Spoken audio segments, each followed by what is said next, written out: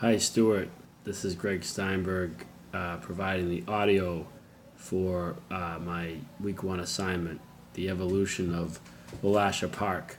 In the first slide, I introduce what Walasha Park became, the little background before Walasha Park was built. The Spinners themselves played at a high school field, Stockholster Alumni Field, where they upgraded that field, and now that field is actually used for or by the state for state tournament games and so forth. But the Lasha Park field was built, or park was built, right by the river in Lowell. As I say in my slides, I'm a lifelong Lowell resident.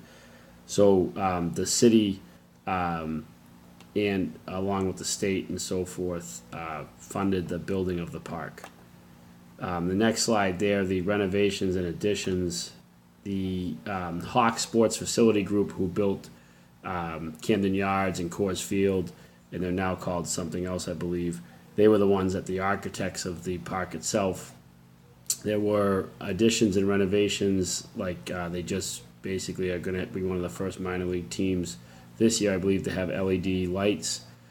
They also had some rejected proposals where they wanted to add more seats, like a Green Monster, like Fenway had, and that got shot down by the city along the way.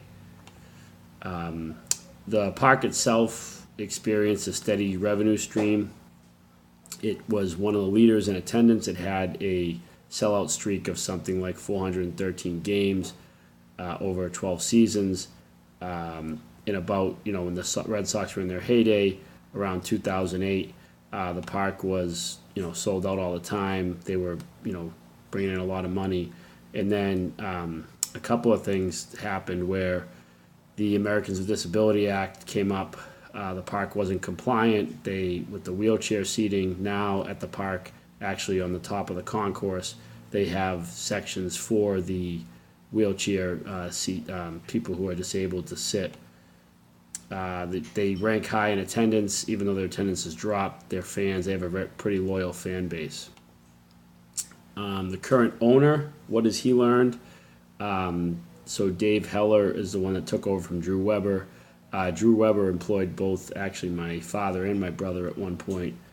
And Dave Heller owns multiple franchises, but he's learning about having to deal with city politics, having to deal with the negotiating leases, in which they actually have now in place a new 10-year lease. The political influence on the park. Lowell has a Plan E form of government, so any additions, renovations, things like that have to be brought up before the city council and the mayor. The mayor is part of the city council.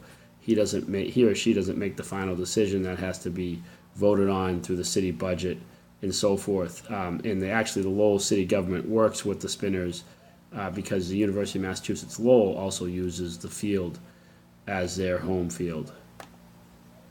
How are taxpayers of the community affected?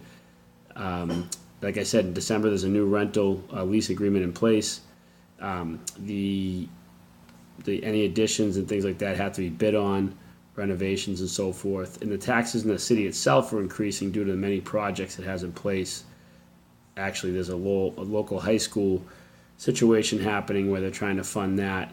And the city itself, as I wrote in my slide here, receives a substantial amount of state and federal aid along with the university's contribution.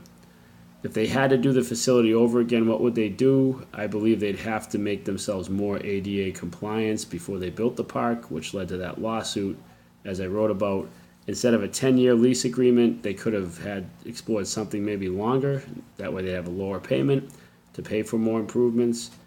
They could have marketed themselves for a AA or AAA franchise instead of just a single A. And I think they could have had a better location for parking and traffic, as the current location creates congestion on game days and could be served somewhere else in a better location access-wise.